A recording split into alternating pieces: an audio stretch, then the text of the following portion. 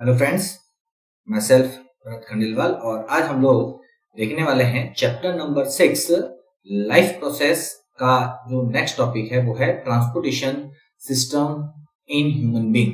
Human being के अंदर transportation system कैसे वर्कआउट करता है वो हम लोग आज समझेंगे। ठीक है, सो इस ट्रांसपोर्टेशन सिस्टम का जैसा नाम है वैसे ही आप ये समझ सकते हो कि इस सिस्टम में क्या होता होगा। So simply we can say transportation take place, transportation जो है वो इसमें होता होगा। अब ट्रांसपोर्टेशन जरूरी है या क्यों होता है, तो आप लोगों को पता होगा हमारी बॉडी काफी एक बड़ा स्ट्रक्चर है और बड़े स्ट्रक्चर में क्या होता है, देयर आर मल्टीपल सेल्स, बहुत सारी नंबर ऑफ सेल्स हमारी बॉडी में पाई जाती है and there are various substance and the product we can say or the material that we have to be transport from one part of the body to another part of the body.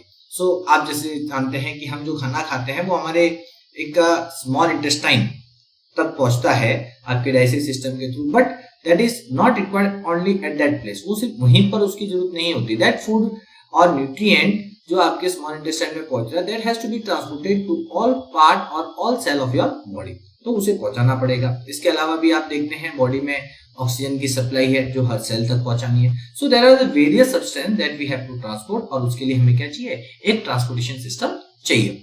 अब जैसे आप देखते हैं कि अलग अलग जो structure वाले जो ऑर्गेनिज्म होंगे उनकी बॉडी के अंदर ट्रांसपोर्टेशन सिस्टम उनके बॉडी के स्ट्रक्चर और कॉम्प्लेक्सिटी के हिसाब से होता है। हमें यहाँ पर जो पढ़ना है वो पढ़ना है ह्यूमन बीइंग के अंदर ट्रांसपोर्टेशन सिस्टम कैसा होता है, ये चीज हम लोग को समझनी है। सो लेट्स स्टार्ट, किस तरीके से है वो हम लोग देखते हैं, आगे बढ़ते हैं। Now see transportation system in human being. Human being के अंदर जो ट्रांसपोर्टेशन सिस्टम है, ये ट्रांसपोर्टेशन सिस्टम आप देख सकते हो, ये एक स्ट्रक्चर दिखाया गया, एक डायग्राम दिखाया गया जिसके अंदर आप देख सकते हैं बीच में एक हार्ट स्ट्रक्चर बताया गया है ना। ये हार्ट जो है ये आपका एक पंपिंग ऑर्गन का काम करता है। इसके अलावा आप देख सकते हो यहाँ पर कुछ ट्यूब्स, कुछ पाथ दिखाए गए हैं जिसके द्वारा आपका जो एक ब्लड है या जो मटेरियल है जो ट्रांसपोर्टेशन करेगा वो इन ट्यूब्स के अंदर फ्लो करता है। ठीक है, इसके अलावा आपके आप देख सकते हैं इसके अंदर फ्लो होने वाला एक लिक्विड जो बेसिकली ट्रांसपोर्टेशन का काम करेगा, जो मटेरियल को एक जगह से दूसरी जगह लेके जाएगा। तो कुल मिला के आपके इस transportation system of human being के अंदर तीन मेन कंपोनेंट हम लोग मानते हैं। कौन कौन से हैं? Blood, then blood vessels and then आपके हार्ट। क्लियर? ये तीन जो मेन चीजें हैं ये पूरा मिल करके ही आपके ट्रांसपोर्टेशन सिस्टम या ब्लड सर्कुलेटरी सिस्टम का फॉर्मेशन करते हैं। कौन कौन सी चीजें? सबसे पहले माइंड में ये क्लियर कर लें, एक आपका ब्लड है, दूसरा ब्लड वेसल्स है, तीसरा आपका हार्ट है। ब्लड एक फ्लूइड है जो आपके फ्लो करता रहता है इस सिस्टम के अंदर और उसी की हेल्प से आपका मटेरियल फ्लो होगा या ट्रांसपोर्ट होगा। दूसरा path of the blood, blood कौन से पाथ पर फ्लो करेगा तो वो किसके द्वारा प्रोवाइड किया गया, वो ब्लड वेसल्स के द्वारा प्रोवाइड किया गया। इसके बाद आपके ब्लड को एक फोर्स देना ताकि वो आगे से आगे बढ़ सके, तो ये फोर्स देने का काम we can say pumping organ, वो कौन सा है, वो आपका हार्ट है। हम वन बाय वन एक एक करके सारी चीजों को समझेंगे और पढ़ेंगे। So let start. अब देखते हैं हम लोग सबसे पहले फर्स्ट जो कंपोनेंट है वो हमारा कौन सा है, हमको ब्लड के बारे में पढ़ना है। So what is blood? Blood क्या है? ब्लड आप जानते हैं एक लिक्विड चीज है जो हमारी बॉडी के अंदर फ्लो करता है। इसे हम लोग एक फ्लूइड कनेक्टिव टिश्यू, हमारी बॉडी के अंदर जो कैटेगरीज टिश्यूज की बनी गई है उसमें ब्लड कहाँ कौन सी कैटेगरी में आता है, वो एक कनेक्टिव टिश्यू की कैटेगरी में आता है and in the form of fluid. Blood का पीएच क्या है? What is the pH of blood? Blood का पीएच होता है 7.4, है ना। ओवरऑल जो पीएच वैल्यू होती है वो 0 से लेके 14 होती है। इसी बीच आपके न्यूट्रल वैल्यू 7 आती है और ये 7 के जस्ट थोड़ा सा आपके एल्कलाइन या बेसिक आप कह सकते हो, थोड़ा सा उस साइड होता है, तो दैट इज 7.4। फॉर्मेशन, ब्लड के मोस्ट ऑफ ऑल कंपोनेंट का फॉर्मेशन कहाँ होता है, तो ब्लड के मोस्ट ऑफ ऑल कंपोनेंट का फॉर्मेशन रेड बोन मैरो में होता है। ये आप देख सकते हैं साइड में फिगर है। बोन जो होती है, बोन के अंदर आपके कुछ स्पेशल तरीके की टिश्यूज पाए जाते हैं जो बोन मैरो हम लोग जिसे हम बोलते हैं रेड बोन मैरो, और इन्हीं की हेल्प से आपके क्या होता है, ये सारे है ना हेमाटोपोएटिक स्टेम सेल जो होती है, एक तरीके स्टेम सेल्स हैं, इन्हीं के द्वारा आरबीसी का फॉर्मेशन होता है, डब्ल्यूबीसी का फॉर्मेशन होता है और कुछ प्लेटलेट्स का फॉर्मेशन होता है। ये नहीं कहेंगे कि सारी सेल यहीं बनती है, but most of all cell का फॉर्मेशन आपके यहीं पर होता है। ठीक है, एक नॉर्मल ह्यूमन बीइंग के अंदर कितना ब्लड पाया जाता है? तो एक नॉर्मल ह्यूमन बीइंग के अंदर जो आपकी ब्लड पाया जाता है दैट इज अराउंड 5 लीटर। कितना होता है? लगभग 5 लीटर के आसपास होता है। अगर मैं यूनिट्स में बात करूं तो it is approximately equal to 10 unit. और अगर मैं आपको ये भी समझाऊं कि 1 यूनिट में कितना ब्लड होता है, तो 1 यूनिट के अंदर यू कैन सी 525 ml जो ब्लड है आपकी पाया जाता है। क्लियर? मतलब आधे लीटर के आसपास है, ज्यादा नहीं। Clear? So now you can सी आपके जो ब्लड है उस ब्लड के अंदर कई तरीके के कंपोनेंट्स पाए जाते हैं, तो उन्हें भी हम लोग समझेंगे कि ब्लड के अंदर क्या क्या होता है। Now you can see the classification of blood. Blood का अगर मैं क्लासिफिकेशन करूं तो we can classify the blood into 2 parts. One is your liquid part and another is your solid part. Blood को हम लोग 2 पार्ट में क्लासिफाई कर सकते हैं, एक आपका लिक्विड पार्ट है, दूसरा आपका सॉलिड पार्ट है। तो आप लिक्विड पार्ट के अंदर अगर आप देखें तो 55% लिक्विड पार्ट आपके ब्लड के अंदर पाया जाता है। कितना होता है? 55%।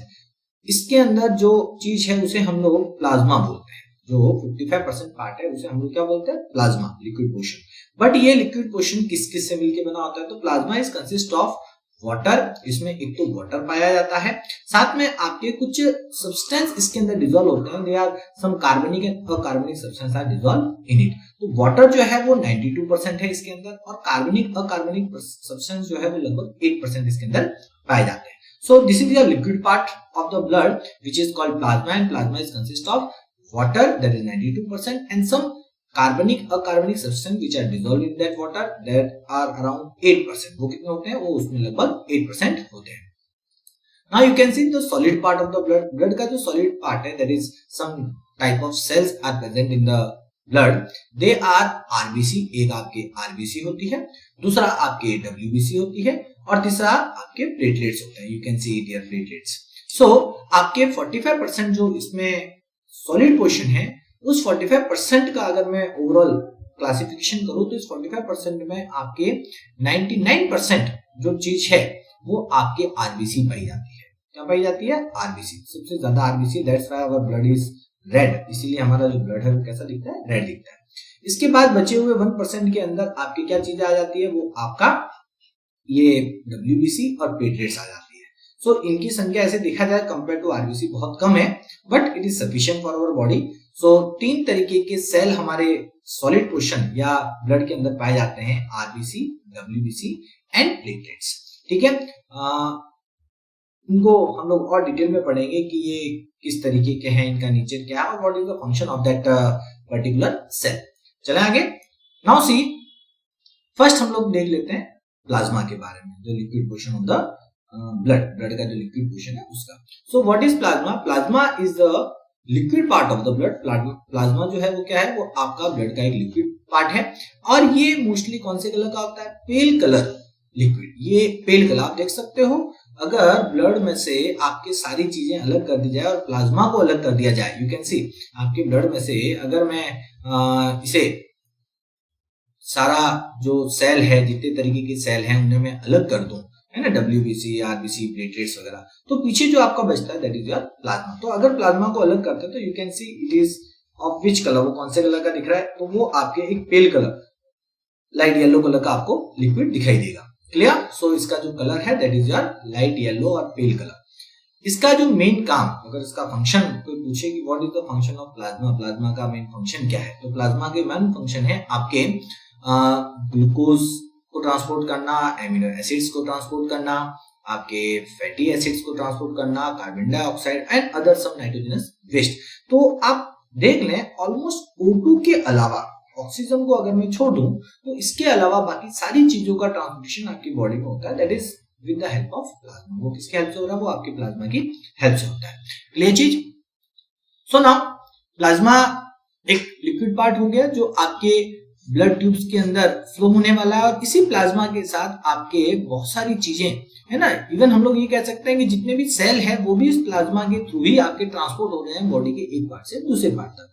हाँ, उनके साथ और भी कई फंक्शन हमारे हो जाते हैं उनकी हेल्प से, उन सेल की हेल्प से, बट आपका जो ट्रांसपोर्टेशन का मेन काम है वो आपका कौन करता है? वो प्लाज्मा करता है। प्लाज्मा एक लिक्विड पोर्शन है, लाइट येलो कलर का है, जो आपके ट्यूब्स के अंदर फ्लो होता है, और इसके अंदर कई तरीके के सेल डिसॉल्व होते हैं। मेन फंक्शन कहें तो ग्लूकोज को ट्रांसपोर्ट कराना, amino acids, fatty acids, carbon dioxide, nitrogen waste, मैं कह दूं तो हार्मोन्स को ट्रांसपोर्ट कराना, ये सारी चीजें आपके प्लाज्मा के द्वारा ट्रांसपोर्ट की जाती है। Now come to next, RBC the cell. हमारे ब्लड के अंदर जो सेल पाई जाती है उनमें एक सेल जो है वो है आपकी RBC, that is red blood cell या रेड ब्लड कॉर्पसल्स भी कहा जा सकता है। Now you can see the this are round और ओवल शेप सेल। ये आपके मोस्टली या तो राउंड शेप में पाई जाएगी या फिर आपको कौन से शेप में मिलेगी, ओवल शेप में मिलेगी। ये रेड इन कलर आप देख पा रहे हैं, इसका कलर कैसा है, ये आपके रेड कलर की होती है, दैट्स व्हाई द ब्लड का कलर भी आपका रेड बनता है। इसका लाइफ स्पेन जो होता है दैट इज आपके 120 डेज, ये 120 दिन, लगभग आप माने तो 4 महीने के आसपास का जो टाइम है ये इसका लाइफ स्पेन रहता है। ये जिंदा रहती है और उसके बाद ये अपने आप डिस्ट्रॉय हो जाती है और फिर नई सेल हमारी जो है आरबीसी की बनती है। ये एक नॉन न्यूक्लिएटेड सेल है। नॉन न्यूक्लिएटेड सेल्स, इसके अंदर न्यूक्लियस प्रेजेंट नहीं होता, nucleus is absent. You can see nucleus जो है वो क्या है, इसमें नहीं होता। They contain an important protein, इसके अंदर एक इंपॉर्टेंट प्रोटीन पाया जाता है which is known as haemoglobin. कौन सा प्रोटीन है, हीमोग्लोबिन, जो आयरन की हेल्प से बनता है। And this protein helps to transport oxygen. यही जो हीमोग्लोबिन है ये बेसिकली आपके आरबीसी में क्या फंक्शन अदा करता है, ये आपके ऑक्सीजन को ट्रांसपोर्ट करने का काम करता है। क्लियर? तो इस तरीके से आपके आरबीसी की कुछ फीचर्स मैंने आपको बता दिया और इसमें सबसे इंपॉर्टेंट फंक्शन हमारे लिए जो है वो है हीमोग्लोबिन का काम। हीमोग्लोबिन एक तरह का प्रोटीन है जिसको बनाने के लिए एक इंपॉर्टेंट एलिमेंट की जरूरत होती है, दैट इज आयरन। बता दें आपको। सो आपके इसके द्वारा हम लोग ऑक्सीजन को ट्रांसपोर्ट करेंगे। क्लियर? और जैसे जैसे आगे बढ़ेंगे वैसे समझेंगे किस तरीके से होता है। Now next cell is your WBC. दूसरी जो सेल आपके ब्लड में पाई जाती है वो कौन सी है, वो है आपके WBC cell, white blood cell या फिर व्हाइट ब्लड कॉर्पसल्स। क्लियर? ये आपके मेन फंक्शन अगर कहें तो ये इम्यूनिटी प्रोड्यूस करने का काम करती है। ये हमारी बॉडी में क्या करती है, रोग के प्रति लड़ने की जो एक हमारी ताकत है उसे डेवलप करती है, उसे बनाती है। इसे हम लोग एक और नाम से जानते हैं, that is also called leukocyte. इसे हम लोग ल्यूकोसाइट भी कहते हैं। ये भी आपके रेड बोन मैरो में इसका फॉर्मेशन होता है। क्लियर? बोन मैरो जो है हमने आपको बताया ब्लड के बोन्स के अंदर एक सॉफ्ट टिश्यूज कुछ पाए जाते हैं, उन्हीं के द्वारा आपके क्या होता है, इसका फॉर्मेशन होता है। इसके साथ ये राउंड शेप की भी हो सकती है और इरेगुलर शेप की भी हो सकती है। आप देख सकते हो यहाँ पर कई तरीके की डब्ल्यूबीसी दिखाई गई है ना, monocyte, eosinophils, basophils, lymphocytes, neutrophil, ये आपके कई तरीके की डब्ल्यूबीसी सेल जो है हमारी बॉडी में पाई जाती है। उनमें कुछ आपके राउंड होगी, कुछ इरेगुलर शेप की होगी। क्लियर? इसके बाद आप देखें इनका जो लाइफ पीरियड अगर मैं कहूं तो ये कुछ आवर्स, फ्यू आवर्स से लेकर के फ्यू डेज तक आपकी जिंदा रह सकते हैं। इतनी सारी है तो सबका लाइफ साइकिल अलग अलग टाइप का है, कुछ घंटे ही जिंदा रहती है और कुछ है जो कुछ दिनों तक भी जिंदा रह सकती है। इसके अलावा इसमें हीमोग्लोबिन प्रेजेंट नहीं होता। आप देख सकते हैं इसमें हीमोग्लोबिन नहीं है और ड्यू टू दैट अगर हीमोग्लोबिन नहीं है तो वो सेल आपको पता है रेड नहीं दिखाई देगी और ये आपके क्या हो जाएगा, एक तरीके से कलरलेस या व्हाइट हम कह सकते हैं। तो ये कलरलेस होती है। डब्ल्यूबीसी जो होती है वो कौन से कलर की होती है, दैट इज कलरलेस, कोई कलर नहीं होता, या फिर व्हाइट आप कह सकते हो। नाउ यू कैन सी इसका काम क्या है। तो मैंने स्टार्टिंग में ही पहला पॉइंट आपको बता दिया था, इम्यूनिटी। तो ये आपकी बॉडी में क्या करती है, kill harmful microbes and protect the body. ये हमारी बॉडी में बाहर से आने वाले जो हार्मफुल माइक्रोब्स होते हैं या ऐसी कोई भी चीज आपकी बॉडी में आ जाए जो आपकी बॉडी को क्या कर सकती है, नुकसान पहुंचा सकती है, ये आपके क्या करती है, उससे आपको बचाने का काम करती है। क्लियर? सो आई थिंक आपको डब्ल्यूबीसी का जो एक मेन फंक्शन है समझ में आ गया। Now next is your platelets. Platelets क्या होते हैं, ये भी हमारे ब्लड के अंदर पाए जाने वाले एक सेल है जो आपके काफी इंपॉर्टेंट रोल है इनका भी देखते हैं। इनको क्या कहा जाता है, इनको थ्रोम्बोसाइट्स भी कहा जाता है। क्या कहा जा सकता है, थ्रोम्बोसाइट्स। इनकी नॉर्मल रेंज आपके ब्लड के अंदर जो होती है पर mm क्यूब, मतलब 1 mm क्यूब के अंदर, 1 मिलीमीटर क्यूब के अंदर अराउंड 1.5 to 3 लाख आपके पाए जाने चाहिए। काफी ज्यादा मात्रा है, एक छोटे से बूंद से भी कम आप स्पेस मान लो, उतनी छोटे वॉल्यूम के अंदर आपकी इसकी संख्या कितनी होनी चाहिए, इनकी होनी चाहिए 1.5 to 3 lakh. Average life span जो होता है वो इनका लगभग 10 दिन होता है। क्लियर? इनका जो लाइफ स्पेन है वो कितना माना गया, 10 डेज। इसमें भी न्यूक्लियस नहीं होता, इस सेल में भी क्या है, न्यूक्लियस नहीं है। So it is also non nucleated cell. अब इसके अलावा इसका मेन काम क्या है? इसका मेन काम है, आप लोग जानते होंगे, हमें जब लग जाती है, चोट लगती है और तब खून निकलता है, पर्टिकुलर जिस पार्ट पे चोट लगती है आपके, वहां से इंजरी होने पर ब्लड निकलता है और वो ब्लड आपके कुछ समय तक निकलता है, उसके बाद ऑटोमेटिकली क्या हो जाता है, वो रुक जाता है, जाम हो जाता है। आपने देखा होगा अक्सर सूख जाता है, फिर वो एकदम हार्ड हो जाता है। तो वो जो ब्लड का क्लॉटिंग उसे बोलते हैं, उसको क्या बोलेंगे? Blood clotting. वो ब्लड क्लॉटिंग कैसे होता है? तो वो ब्लड क्लॉटिंग जो होता है वो आपके with the help of platelets होता है। ये भी मैं आप लोगों को समझा देता हूँ कि ये जो क्लॉट ऑफ ब्लड है ये कैसे होता है। ठीक है, ये आप देख सकते हैं, ये आपके प्लेटलेट सेल है। अब क्या होता है कि जैसे ही आपको इंजरी होती है, मतलब ब्लड वेसल्स कहीं ना कहीं से कट गई है, तो वहां से ब्लड क्या हो रहा है, आपका बाहर आ रहा है। तो जहां से ब्लड बाहर आता है उस जगह पर आपके ब्लड क्लॉटिंग होनी चाहिए। अब ये कैसे होता है वो समझे। तो जैसे ही आपकी ब्लड वेसल्स रप्चर हो जाती है, ब्लड वेसल फट जाती है और ब्लड निकलना चालू होता है, ब्लीडिंग स्टार्ट हो जाती है, आपके ब्लड के अंदर एक प्रोथ्रोम्बिन एक्टिवेटर है ना, एक आपके जो प्रोथ्रोम्बिन है उसको एक्टिवेट करने के लिए एक मटेरियल सीक्रेट होना स्टार्ट होता है, बनना स्टार्ट होता है। वो आपके कैल्शियम के आयंस के साथ मिलके प्रोथ्रोम्बिन को एक्टिवेट करता है। प्रोथ्रोम्बिन एक प्रोटीन है जो आपके प्लाज्मा के अंदर ही पाया जाता है। ये प्रोथ्रोम्बिन आपके एक्टिवेट होकर के कन्वर्ट हो जाता है किसके अंदर? थ्रोम्बिन के अंदर। तो ये थ्रोम्बिन बन गया। ये थ्रोम्बिन क्या करेगा, आपके ब्लड के अंदर ही एक और जो प्रोटीन पाया जाता है, दैट इज कॉल्ड फाइब्रोनोजन, फैब्रिनोजन। तो ये जो फैब्रिनोजन जो है, इस प्रोटीन जो थ्रोम्बिन के कांटेक्ट में आता है, तो ये आपके फाइब्रिन फाइबर्स के अंदर है ना, फिब्रिन के अंदर आपके क्या होता है, ये कन्वर्ट हो जाते हैं। और फिब्रिन क्या होता है, एक तरीके से नेटवर्क रेशेनुमा स्ट्रक्चर्स होते हैं जो एक जाल का फॉर्मेशन कर देते हैं और इसके द्वारा आपकी आरबीसी इसके अंदर ट्रैप हो जाती है और वो जो जगह होती है वहां से आरबीसी बाहर नहीं निकल पाती और एक तरीके से वहां पर क्लॉटिंग तैयार हो जाती है। तो यू कैन सी ये कैसे काम हुआ। सबसे पहले आपकी वेसल्स जो है, ब्लड वेसल्स इंजर्ड होती है, क्रैक हो जाती है, वहां से जैसे ही ब्लड बाहर निकलना चालू होता है, आपके प्रोथ्रोम्बिन एक्टिवेटर जो है वो आपके क्या रहते हैं, बनना फॉर्म हो जाते हैं और वो बनते ही आपके क्या हो जाएंगे, वो कैल्शियम के आयन के साथ मिलके प्रोथ्रोम्बिन को एक्टिवेट करते हैं, जो बनाता है आपके थ्रोम्बिन। थ्रोम्बिन आपके क्या करते हैं, फैब्रिनोजन को फिब्रिन के अंदर क्या करते हैं, कन्वर्ट करने का काम करते हैं और इससे आपके जालेनुमा स्ट्रक्चर आपके, आप देख सकते हैं एक network web like structure create हो रहा है और उसमें आरबीसी ट्रैप हो जाती है और ये यहाँ से बाहर आनी बंद हो जाती है और फाइनली आपके क्या क्रिएट हो जाएगा, ब्लड क्लॉट क्रिएट हो जाएगा। क्लियर। तो इस तरीके से आपके प्लेटलेट्स जो हैं वो आपकी बॉडी के अंदर ब्लड क्लॉटिंग, या हम लोग ये कह लें कि कोगुलेशन भी कह सकते हैं इसको, ब्लड कोगुलेशन, तो ब्लड को एक तरीके से जाम करना, उसे रोकना ताकि वो वहां से बाहर ना निकले। Clear. So this are the cell which are present in your blood. तो ये ब्लड के बारे में मैंने आपको काफी सारी जानकारी दे दी। Now one more thing, overall अगर आप लोगों को ये पूछा जाए what is the function of blood, blood का फंक्शन क्या होता है, what is the overall function of blood, so we can say सबसे पहले ट्रांसपोर्टेशन का काम करता है, दूसरा वो कुछ प्रोटेक्शन का काम करता है और तीसरा कुछ रेगुलेशन का काम करता है। अब ये क्या क्या कैसे कैसे है वो समझ लेते हैं।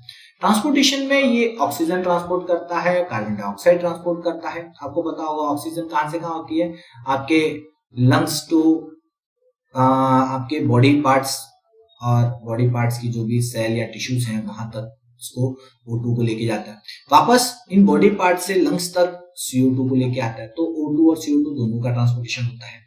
इसके बाद आपके न्यूट्रिएंट का ट्रांसपोर्टेशन होता है, डाइजेस्टिव सिस्टम से लेकर के आपके बॉडी के अलग अलग हिस्से तक न्यूट्रिएंट को ट्रांसपोर्ट करने का काम होता है। इसके अलावा आपकी बॉडी में हर सेल में अलग अलग पार्ट्स में वेस्ट का फॉर्मेशन होता है, उसे भी वो क्या करता है, आपकी लीवर और किडनी तक ट्रांसपोर्ट कराना।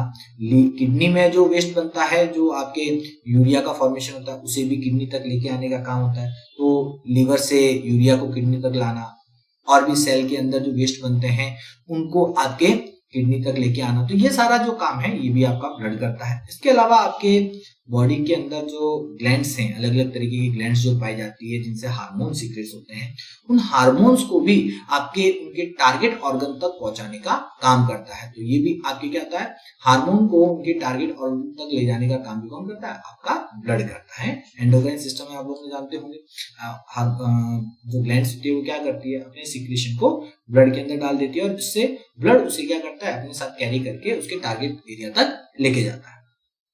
Now you can C next है आपके प्रोटेक्शन का काम, ये प्रोटेक्शन का काम भी करता है। सो कैसे करता है, ये आप देखें ल्यूकोसाइट WBC जो होती है, जो आपके इम्यूनिटी का रोल अदा करती है। तो इम्यूनिटी क्या है, आपको प्रोटेक्ट करना, जो हार्मफुल जर्म्स है, माइक्रोब्स है, उनसे क्या करना है, आपको बचाना है। तो ये आपके WBC या ल्यूकोसाइट जो सेल है वो आपके बाहर से आने वाले माइक्रो ऑर्गेनिज्म या कैंसर सेल जो होती है उन्हें मारना या उनकी ग्रोथ को रोकना, और उससे हमें क्या करती है, प्रोटेक्ट करती है। इसके अलावा कई तरीके की एंटीबॉडीज बना करके और जो अदर प्रोटीन्स बना करके क्या करती है, वो पैथोजेनिक सब्सटेंस जो बाहर से आने वाले माइक्रो ऑर्गेनिज्म हैं उन्हें किल करने का काम करती है। इसके अलावा प्लेटलेट्स जो हमारे ब्लड क्लोटिंग को क्रिएट करके उससे हमें हमारी बॉडी से जो ब्लड लॉस हो सकता है उससे प्रोटेक्ट करता है ना। ब्लड ज्यादा निकल जाएगा तो इनडायरेक्टली आपका ब्लड प्रेशर लो हो जाएगा, हार्ट पे इफेक्ट पड़ेगा और हो सकता है आपकी डेथ हो जाए।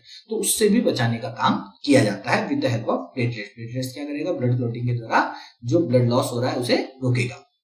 इसके बाद ये कुछ रेगुलेशन का काम भी करता है। कुछ चीजें हैं जिन्हें रेगुलेट करता है। कौन कौन सी चीजें, एक हमारी बॉडी टेम्परेचर को रेगुलेट करता है। ये क्या करता है, बॉडी के अलग अलग हिस्से से अगर मान लो कोई हिस्सा ज्यादा हीट वाला है, जहां पर हीट ज्यादा बन रही है, तो वहां से हीट को कैरी करेगा ब्लड, और जो हिस्सा ठंडा है वो वहां पर क्या करेगा, हीट को पहुंचा देगा या वहां पर रिलीज कर देगा। तो इस तरीके से पूरी बॉडी का ओवरऑल टेम्परेचर है उसे वो क्या करता है, मेंटेन रखता है।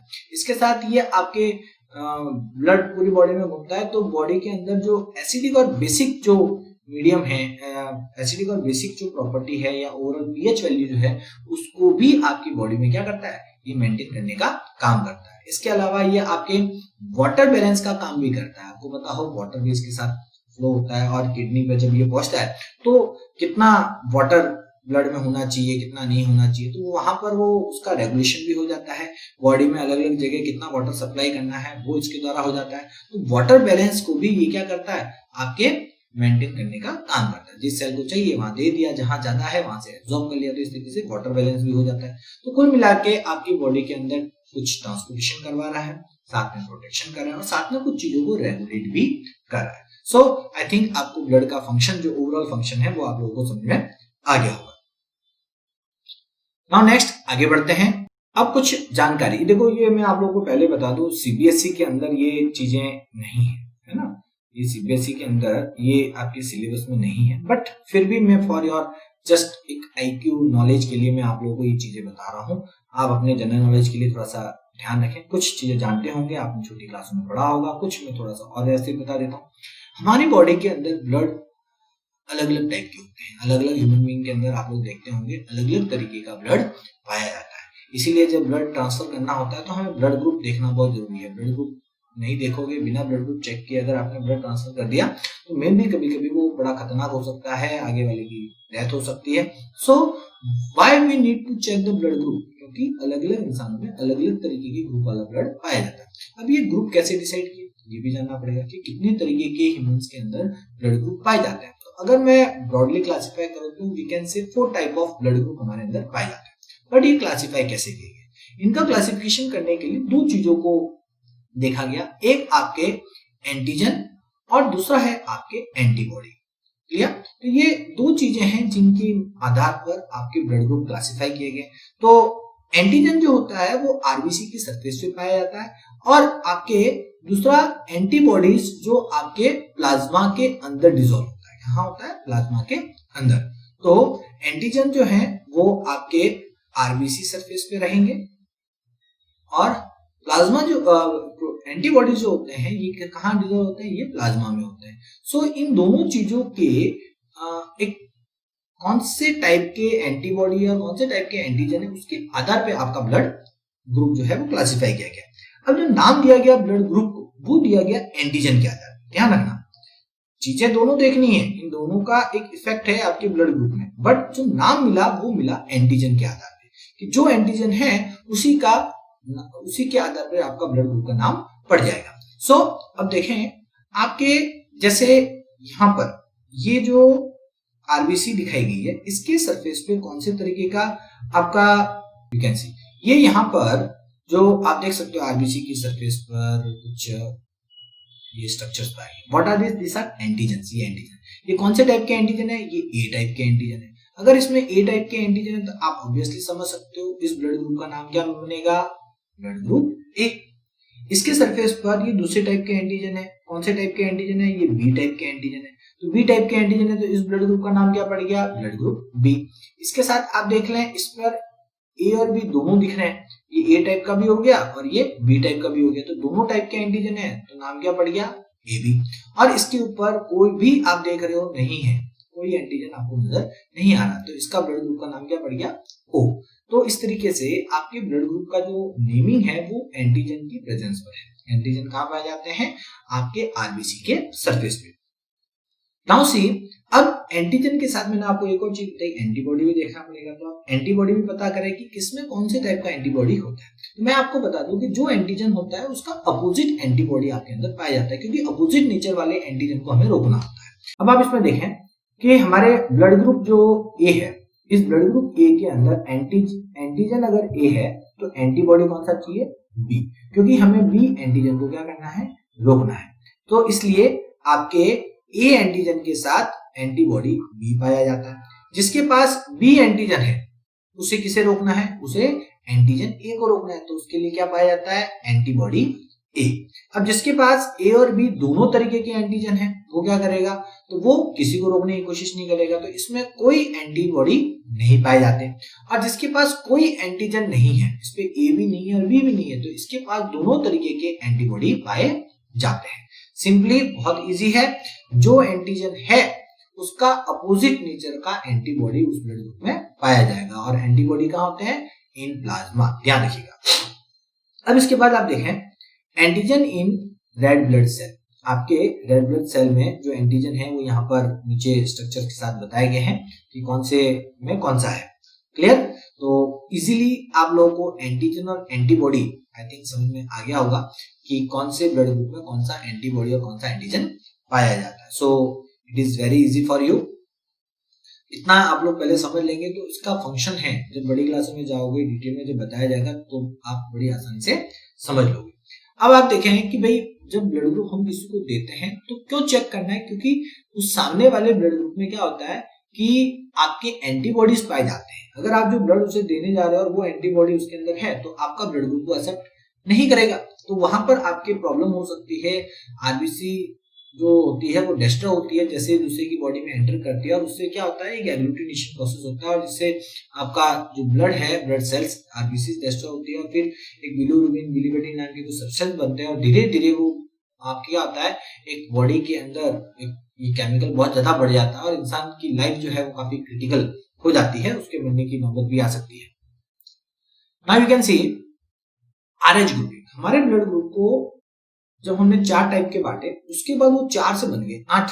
अब वो 4 से 8 कैसे बने, 4 ब्लड ग्रुप थे लेकिन वो 4 से बाद में 8 बन गए। वो 8 टाइप ऑफ ब्लड ग्रुप किस बेस पे है, तो वो बेसिकली क्या हुआ कि कुछ टाइम बाद आपके एक लैंडस्टेनर और जो विनर थे, इन्होंने 1940s के अंदर क्या किया था, एक रियसस मंकी के अंदर क्या पाया, एक एंटीजन पाया, और उस एंटीजन को इन्होंने नाम दिया आरएच एंटीजन। क्या बोलते थे, आरएच एंटीजन। अब ये जो आरएच एंटीजन है जो रियसस मंकी की बॉडी में पाया गया था, उसके ब्लड में पाया गया था, तो बाद में जब इंसानों में प्रॉपर्ली उस पर वापस रिसर्च चली तो देखा कि यार यही एंटीजन जो है हमारी बॉडी में भी होता है, ह्यूमन बीइंग की बॉडी में भी पाया जाता है। तो जिसकी बॉडी में आरएच मिला वहां पर उन्होंने लगा दिया ब्लड ग्रुप के आगे पॉजिटिव, और जिसकी बॉडी में आरएच एंटीजन नहीं मिला उसकी ब्लड ग्रुप में लगा दिया उन्होंने नेगेटिव। तो जितने ब्लड ग्रुप थे उन सब में पॉजिटिव और नेगेटिव 2 बन गए। जैसे ए एंटीजन के साथ आरएच है तो ए पॉजिटिव। देखें आप, ये यहाँ पर आपको समझ में आ जाएगा। जैसे ये जो है ए यहाँ पर आपके दिखाया गया, ये जो ऊपर दिखाया जा रहा है ये ए ब्लड ग्रुप है, ठीक है। तो इस ए ब्लड ग्रुप में साथ में आरएच एंटीजन नहीं है, तो आरएच एंटीजन नहीं है तो ये हो गया ए नेगेटिव। लेकिन यहाँ पर आप देखें ए ब्लड ग्रुप में ए एंटीजन के साथ आरएच एंटीजन भी मिल रहा है, तो ये हो गया ए पॉजिटिव। तो जहां आरएच मिलेगा, आरएच प्रेजेंट होगा, वहां पर पॉजिटिव लगेगा, और जहां पर आरएच एब्सेंट होगा वहां पर ब्लड ग्रुप के आगे नेगेटिव लगेगा। ये चीज तो इस तरीके से आप देख लें। ये ओ के ऊपर तो ऐसे कोई एंटीजन था ही नहीं, साथ में आरएच भी नहीं है। जब आरएच नहीं है तो ये हो गया ओ नेगेटिव। अब ये देखो आप, ये इस पे ए और बी एंटीजन तो नहीं है, लेकिन इसके ऊपर RH एंटीजन जरूर है, तो ये हो गया O पॉजिटिव। वैसे ही आपके बी की तरफ आप देखें, बी के साथ RH नहीं है तो बी नेगेटिव, बी के साथ RH है तो ये हो गया बी पॉजिटिव। यहाँ ए और बी दोनों तरीके के एंटीजन है लेकिन RH नहीं है तो ये हो गया ए बी नेगेटिव। यहाँ पर ए और बी भी है, साथ में RH भी है, तो इसका मतलब ये हो गया ए बी पॉजिटिव। तो कुल मिला के आपके ये जो RH एंटीजन जो बाद में लेटर डिस्कवर्ड हुआ, पहले मंकी में पाया गया, फिर इंसान में भी इसकी खोज की गई, तो जहां पाया गया वहां ब्लड ग्रुप के आगे पॉजिटिव लगा दिया गया, और जहां RH एब्सेंट रहा वहां पर ब्लड ग्रुप के आगे नेगेटिव लगा दिया गया। इस तरीके से हमारे जो 4 ए बी और O जो ब्लड ग्रुप थे वो बाद में A positive A negative, B positive B negative, A B positive A B negative and O positive O negative, इस तरीके से क्लासिफाई हो गए। एक और इंटरेस्टिंग चीज आप लोगों को बता दें, लगभग ह्यूमन के अंदर 80 to 85% लोगों के अंदर ये RH पॉजिटिव पाया जाता है। ध्यान रखिएगा, ह्यूमन के अंदर अप्रोक्सीमेटली 80 या फिर आप 85% तक मान सकते हो, ह्यूमन के अंदर क्या पाया जाता है, ये आपके RH पॉजिटिव पाया जाता है। क्लियर चीज, इस तरीके से आपके जो ब्लड ग्रुप है ये मैंने आपको हल्का सा क्लासिफाई करके समझाया कि किस तरीके से हमारे ब्लड ग्रुप बनाए गए हैं। काफी डिटेल में अगर आप जाना चाहो तो और भी जा सकते हो, आप ये भी पता कर सकते हो कौन किसको ब्लड दे सकता है। ठीक है, तो वो पूरा डिपेंड करेगा आपके RH पॉजिटिव आपके जो एंटीजन और एंटीबॉडी कौन से हैं उसके आधार पे ब्लड लेना और देना डिसाइड होता है। ठीक है, अगर इस पे मैं एक अलग से वीडियो बनाऊंगा जो आपके जिसके अंदर प्रॉपर्ली पूरा डिटेल में बता दूंगा, क्योंकि अभी आपके सिलेबस में है नहीं, मैं अब ज्यादा बताने जाऊंगा बहुत आपके डीप हो जाएगा। सो अभी फिलहाल मैं सिर्फ ब्लड ग्रुप के टाइप्स आप लोगों को समझा दिए हैं मैंने, और भी इससे रिलेटेड अगर हमें कुछ जानना है, आपको जानना है तो कमेंट बॉक्स में लिख दीजिएगा, मैं इसका एक नया वीडियो बनाऊंगा जिसमें पूरा डिटेल के साथ ये चीजें बताऊंगा। चलिए, now you can C second component of your circulatory system और transportation system, that is your blood vessels। ठीक है, ब्लड के बारे में हम लोगों ने पढ़ लिया। अब जो आपके इसमें सेकेंड जो कंपोनेंट पाया जाता है वो कौन सा होता है, वो आपका ब्लड वेसल्स होता है। यू कैन सी जो ट्यूब्स आपको नजर आ रही है जिसकी हेल्प से ब्लड जो है पूरी बॉडी में सर्कुलेट हो रहा है। यहाँ से आप देख रहे हो ब्लड हार्ट से निकल रहा है, पूरी बॉडी में जा रहा है। यहाँ पर आप देख रहे हो पूरी बॉडी से सर्कुलेट होकर ब्लड वापस हार्ट में आ रहा है। सो ये जो ब्लड का सर्कुलेशन चलता है, जिन ट्यूब्स में चलता है, उन ट्यूब्स को हम लोग क्या बोलते हैं, ब्लड वेसल्स। सो हम ब्लड को 3 टाइप में बांट देते हैं, arteries, veins and capillaries. You can सी जो आप ये रेड कलर की लाइन जो दिख रहे हो, दिस रेड कलर लाइन जो आपके आर्टरी कहलाती है, और ये जो ब्लू कलर की लाइन आपको दिख रही है दैट इज वेन, और बीच में बहुत ही पतली पतली ट्यूब्स आपको नजर आ रही है जो आर्टरी और वेन को आपस में इंटरकनेक्ट कर रही है, that is called your capillaries. इन्हें क्या कहा जाएगा, कैपिलरीज। अब इनकी प्रॉपर्टीज हमको समझनी है कि ये आर्टरीज क्या होती है, वेन्स क्या होती है, कैपिलरीज क्या होती है, क्या इनका काम है, क्या स्पेशलिटी है, फीचर्स क्या है, वो एक एक करके समझते हैं। यहाँ पर मैं आपको फिगर के अंदर ही आपको मैं समझा दूं तो आप काफी बातें नहीं समझ सकते। पहला तो आप देखें कि आर्टरीज के अंदर ब्लड जो है हार्ट से आ रहा है, मतलब हार्ट से ब्लड आपके लेकर के आर्टरी दूर जाती है, तो it carry the blood away from heart. ऐसी लाइनों को आर्टरी कहा जाएगा जो ब्लड को कहां लेके जाएगी, अवे फ्रॉम हार्ट। ये आप देख सकते हो, ब्लड फ्रॉम हार्ट मतलब it carries the blood away from heart, heart से दूर लेके जाना।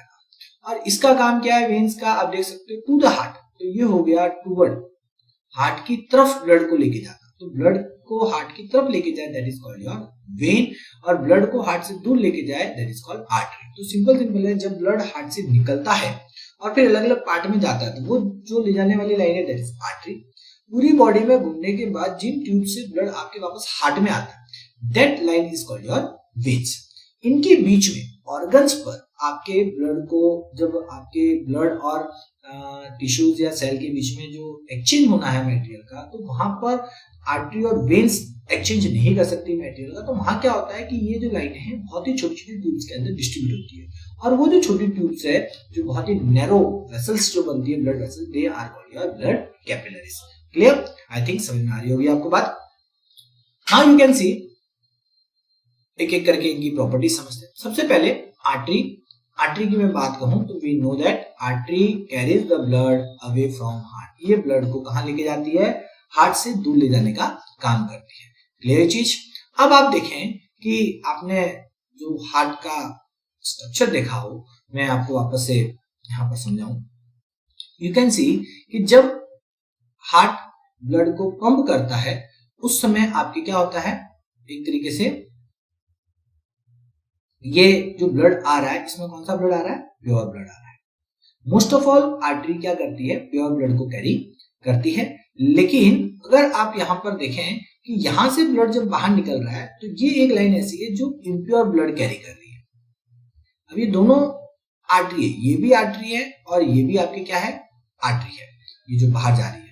लेकिन most of all artery pure blood carry करती है, जबकि एक आर्टरी ऐसी है जो आपकी क्या करती है, इम्प्योर ब्लड को कैरी करती है। तो यहाँ पर एक पॉइंट आ जाता है कि mostly artery carries the pure blood. Pure blood sense आपके ऑक्सीजनेटेड ब्लड है ना, ये आपके कौन सा ब्लड, ऑक्सीजनेटेड, जो ऑक्सीजन युक्त होता है। तो आपके जब लंग से ये ऑक्सीजनेटेड होकर ब्लड इसमें आता है तो ये आर्टरी आपकी क्या हो रही है, ब्लड को लेकर ऑक्सीजनेटेड ब्लड को पूरी बॉडी में जा रही है। तो mostly artery oxygenated blood carry करती है, बट एक्सेप्ट पल्मोनरी आर्टरी। आप देख सकते हो ये पल्मोनरी आर्टरी जो है ये आपकी क्या करेगी, एक तरीके से डीऑक्सीजनेटेड ब्लड कैरी करती है। तो ये एक ही एक्सेप्शन है, याद रखिएगा, arteries mostly carry the pure blood accept pulmonary artery. Pulmonary artery कहां से कहां जाती है, हार्ट टू लंग्स, क्लियर। बाकी सारी आर्टरी कहां जाती है, heart to other part of the body. तो जो हार्ट से लंग्स की तरफ जा रही है उसी में इम्प्योर ब्लड है, बाकी आपके हार्ट से अदर पार्ट ऑफ बॉडी तक जो आर्टरी जाती है उन सभी के अंदर प्योर ब्लड कैरी होता है।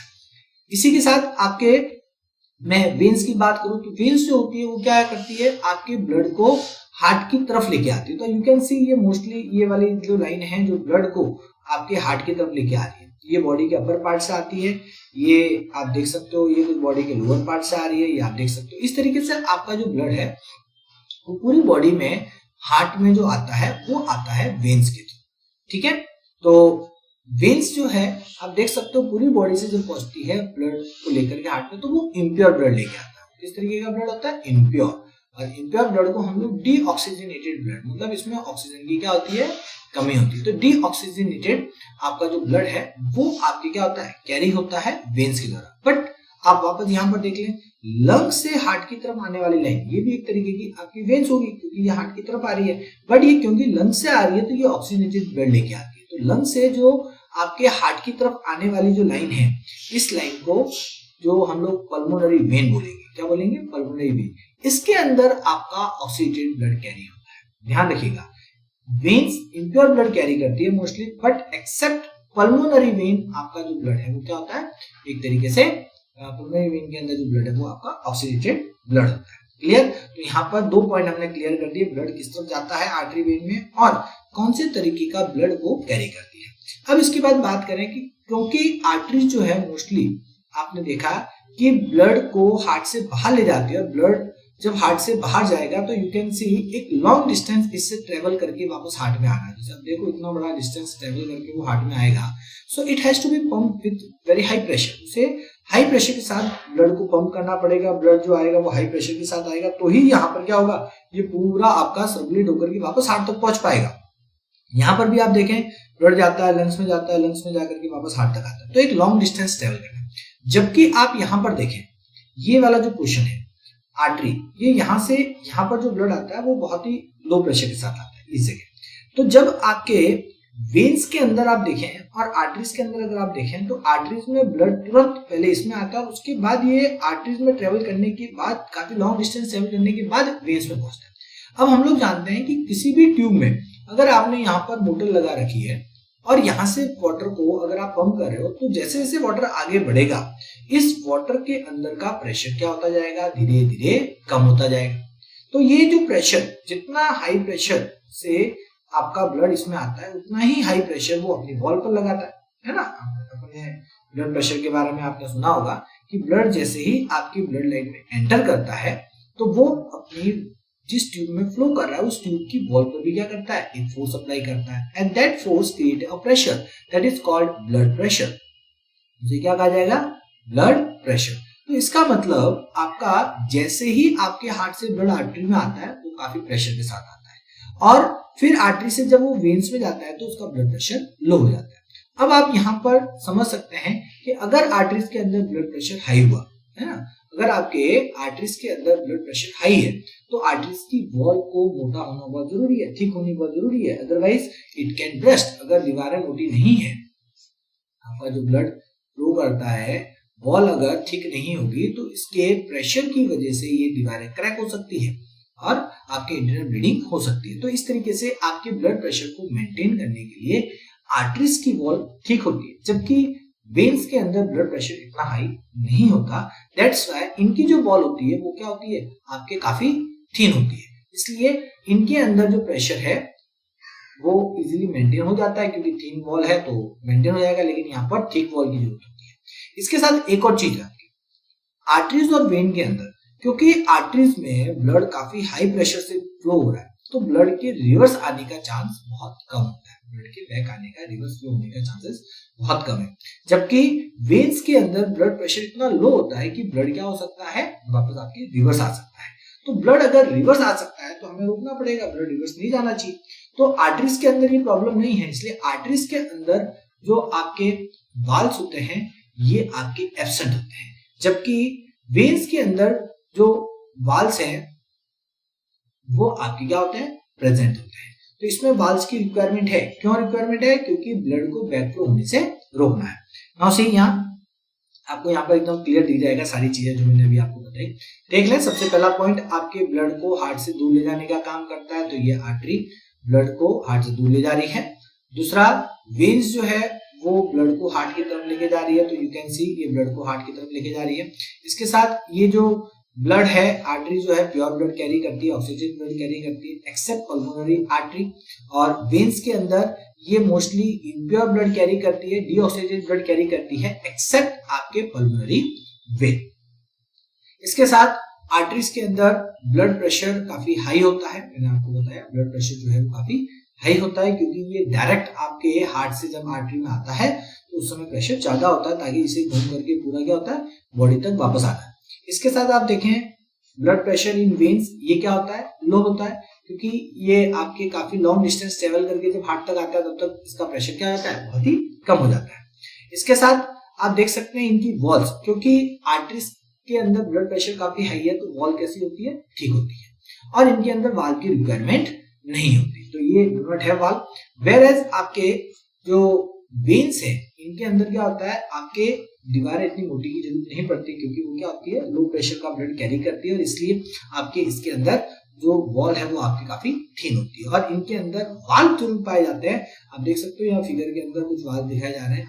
और ये वाल्व्स क्यों हैं, ये वाल्व्स आपके क्या करेंगे, एक तरीके से ब्लड प्रेशर को मेंटेन करने का ब्लड जो है जो धीरे धीरे जा रहा है वो वापस रिवर्स ना आए, उसको रिवर्स आने से रोकने का काम करते हैं। क्लियर? तो इस तरीके से आर्टरी और वेन के डिफरेंसेस कई बार पूछे जाते हैं जो आप लोगों को बताने होते हैं। So I think you can explain the differences between artery and veins, और अगर इनकी फीचर्स भी पूछे जाए या इनसे रिलेटेड कोई क्वेश्चन भी करें तो आप इजीली इसके आंसर्स दे सकते हो। क्लियर? चलते हैं आगे। Now you can C capillaries. Capillaries मैंने आपको बताया कि बहुत नैरो ट्यूब्स, जब भी आपका ब्लड किसी ऑर्गन या सेल या टिश्यू तक पहुंचता है तो वहां पर उस ब्लड को क्यों पहुंचाया गया, ताकि वहां पर मटेरियल का एक्सचेंज किया जा सके। बट आर्टरीज और वेन्स की वॉल इतनी मोटी होती है ना, आर्टरीज की ज्यादा है, वेन्स की कम है, बट फिर भी ये दोनों की वॉल इतनी मोटी है कि इनमें से एक्सचेंज, मटेरियल का एक्सचेंज सेल के साथ नहीं हो सकता। दैट्स व्हाई आपकी जो आर्टरी और वेन्स जो है ये डिस्ट्रीब्यूट होती है कैपिलरीज के अंदर। इस कैपिलरीज के द्वारा क्या होता है, जैसे ही इसके आसपास जो सेल वगैरह है इनके साथ इजीली आपका मटेरियल का एक्सचेंज हो जाता है, और जो भी मटेरियल एक्सचेंज होने के बाद आपका ब्लड जो बनता है वो वापस क्या होता है, वेन्स के अंदर चला जाता है। तो आर्टरी से ब्लड आता है और कैपिलरीज में जाता है, यहाँ पर मटेरियल एक्सचेंज हो जाता है कैपिलरीज से, और फिर ये आपके कहाँ चला जाता है, वेन्स में चला जाता है। हम लोग इसे कैसे समझ सकते हैं, capillaries are very narrow blood vessels, ये बहुत ही नैरो पतली ब्लड वेसल्स होती है, which connect the arteries and vein together, जो आर्टरी और वेन्स को क्या करिए, आपस में कनेक्ट करती है। द एक्सचेंज ऑफ ब्लड, इसका mean exchange of food, water, oxygen, carbon dioxide etcetera, जो आपके ब्लड और सेल के बीच में जो होना होता है वो सारा कहां से होता है, वो आपके कैपिलरीज के थ्रू होता है। क्लियर? तो इस तरीके से मैंने आपको जो कैपिलरीज के बारे में है ये भी जानकारी आपको प्रॉपर दे दी, किस तरीके से ये हमें हेल्प करती है, और ये क्या होती है, बहुत ही नैरो ट्यूब्स होती है जो मेटेरियल एक्सचेंज सेल के साथ, ब्लड और सेल के साथ जो मेटेरियल एक्सचेंज होना है वो कैपिलरी से ही होता है, क्योंकि इनकी जो दीवारें होती है वो काफी पतली होती है। एक सिंगल सेल लेयर आप मान सकते हो, एक सिंगल सेल लेयर से आपके इसका फॉर्मेशन होता है। क्लियर चीज, आई थिंक आप समझ गए इसको। तो आज के वीडियो में हम लोग इतना ही रखेंगे क्योंकि काफी बड़ा वीडियो हो जाएगा। तो नेक्स्ट पार्ट के अंदर हम लोग हार्ट का स्ट्रक्चर, साथ में ब्लड सर्कुलेशन पूरी बॉडी में कैसे होता है और उससे रिलेटेड कुछ और भी जो जानकारी है वो मैं आपको बताऊंगा। सो आज के वीडियो में इतना ही। थैंक यू वेरी मच, मिलते हैं नेक्स्ट वीडियो।